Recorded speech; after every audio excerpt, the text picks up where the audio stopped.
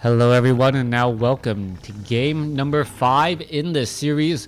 We are all tied up at 2 games apiece, Lin and Moon battling it out as we are now on Ancient Isle 2. In the bottom right hand side of the map we have the blue orc Lin.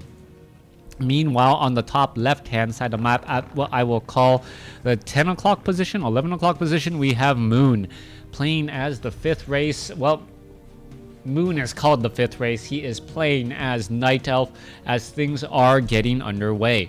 What can we expect to see in this matchup? What are we going to be unfolding here? And what is going to be the long-term strategies? Well, we do not know, as Moon is setting up an Ancient of War down across here, very, very close to this 533 creep camp. A single archer will be trained, and those are not golems. Those are ogre magis, followed by an ogre warrior and a forest troll trapper.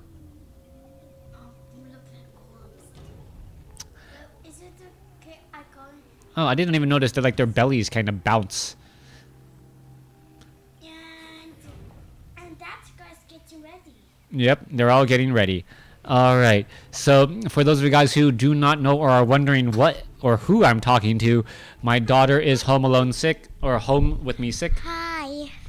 All right. The wisp is hiding in the trees. Yep, the wisp are hiding in the trees. To protect. Yep, to be protected. All right, Tree of Life right across over here, Entangled Gold Mine.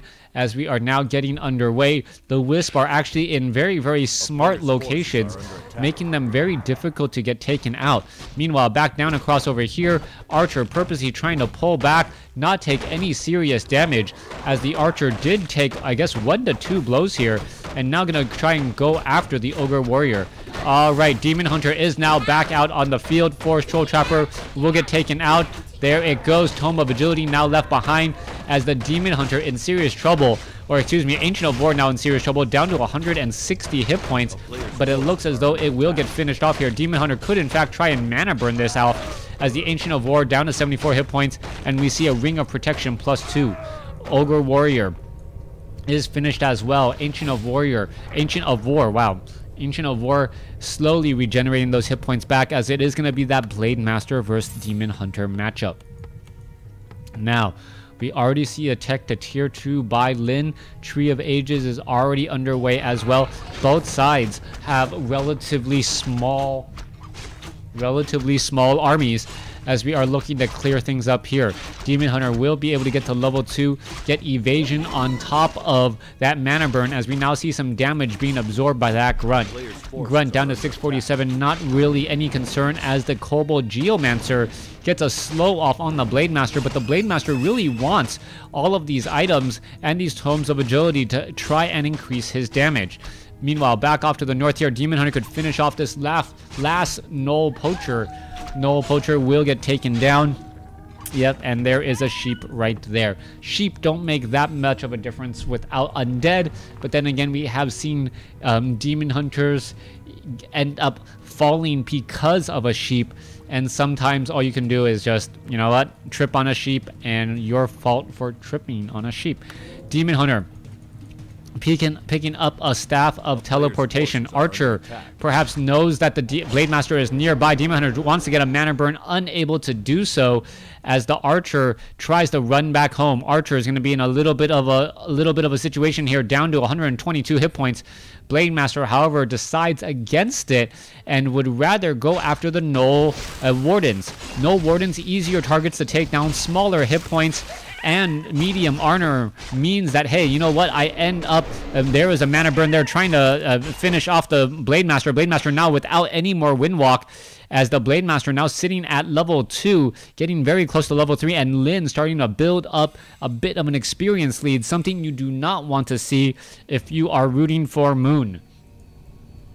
Ancient of War, 20 over 50 supply showing. Currently, 4 Moonwells are out, and the big question now is whether or not we are going to be looking at Druids of the Talon or Dryads. The fact that we ended up seeing the Tauren Chieftain in the previous game, as we are going into a Bestiary and a Spirit Lodge, means that, well, he isn't all that concerned. The Tauren Chieftain is not that great against Dryads. Dryads are immune to magic, meaning that Stomp and Shockwave, those massive AoE effects, are not that effective at all. You can see an item drop behind there, Staff of Teleportation, Staff of Preservation, as the Blade Master unable to get in front of that Demon Hunter. Alright, we're going to be going after these units here. Let's see what the main buildings are going to be. Quill Beast, Bestiary, quickly gonna suffer a lot of damage here. Blade Master is suffering some damage as the Bestiary is now down to 240 hit points, dropping very quickly, and it looks as though we may see a Staff of Preservation in order to save that unit. Beautifully done right there, using the Demon Hunter as part of a roadblock to make sure that the Beastmaster could actually get out. And now you see those Quill Beasts in the back could purposely no, why aren't they getting in the way of that Blade Master? I'm not 100% sure. We are going into Ancient of Wind, even though we saw the Tauren Chieftain, I believe, come out.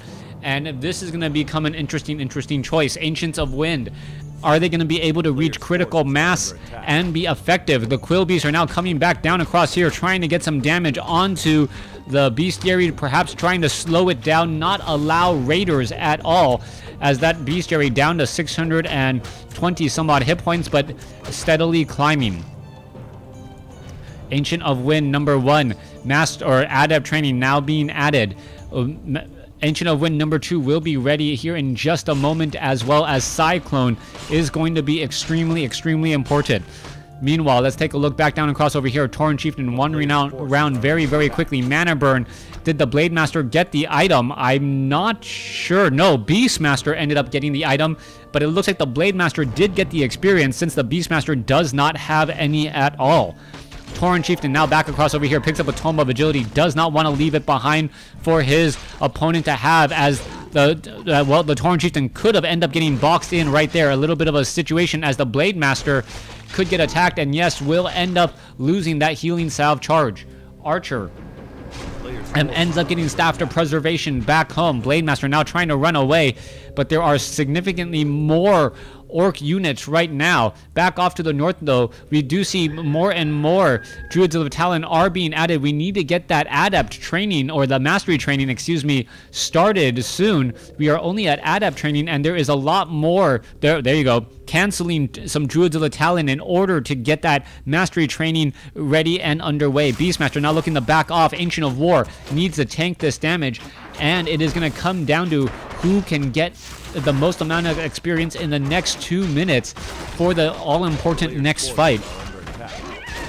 All right, Pendant of Energy given to the Beastmaster. Beastmaster now sitting at 307 or 375 mana. That's going to be extremely helpful, as he's going to be able to drop that Pendant of Energy, drink from the Moonwells, and then have 150 additional mana. That extra 150 additional mana helps out tremendously, as he's able to summon an additional Quill Beast or a Hawk as well.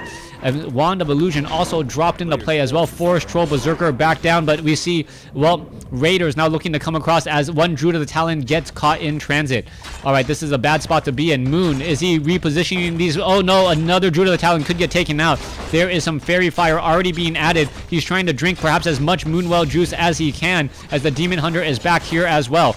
All right, in comes the engagement. Let's take a look. Moon, Demon Hunter in position. Staff of Preservation or Teleportation now trying to come back across over here. There's a Mana Burn. Cyclone now being raised up, as the Druids of the Talon are in a fairly good spot. There is another Cyclone, as the Grunts are now going to get taken down. All right, this is a bad spot to be in for Lyn. Is Lyn going to end up losing his Blade Master? No, he is not. But he does but what Moon ends up losing that. Loses the Moonwell. Yes, another Cyclone picking up another unit. Demon Hunter in a serious bit of trouble, but he does have an Orb of Venom, adding in additional damage as well. Blade Master, Staff of Preservation, off to the north here. Demon Hunter could be coming back in from the north. Needs to get some more Mana Burns, as you see a 135 critical strike go down. Blade Master now in serious trouble. Where is he going to go? Can he run away fast enough? And as he goes down to 160 hit points, will get healed back up again. Mana Burn.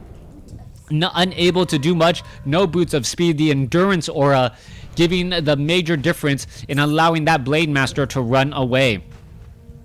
Quill Beast does get a shot off on that Blade Master though, disrupting the healing, and that is going to be an MVP Quill Beast right there. He is going to end up getting taken out, but he's purposely trying to stop all of the healing as the Druids of the Talon are now trying to get away. This Druid of the Talon down to 118. It gets another Cyclone off before he gets taken out, wasting the mana from that Spirit Walker. 35 over 40 supply. More Moonwells being added. Tree of Eternity. Lin with the much stronger army. 50 over 50 though, as Lin is now regrouping, and this army is just far too strong. Being able to catch a handful of those Druids of the Talon and catch him before he was able to reach critical mass. That was the key portion of that fight, as the Null Overseer now going to get taken down here. Circlet of Nobility dropped. Tauren Chieftain now staying at level 2, very close to level 3, and may be able to get level 2 Shockwave down. Well, nope, Blade Master joins in on the fight and will steal a bit of that experience as well. Alright, Peon getting taken out here. You see Druids of the Talon, 40 over 50 supply. More Druids of the Talon still being added here.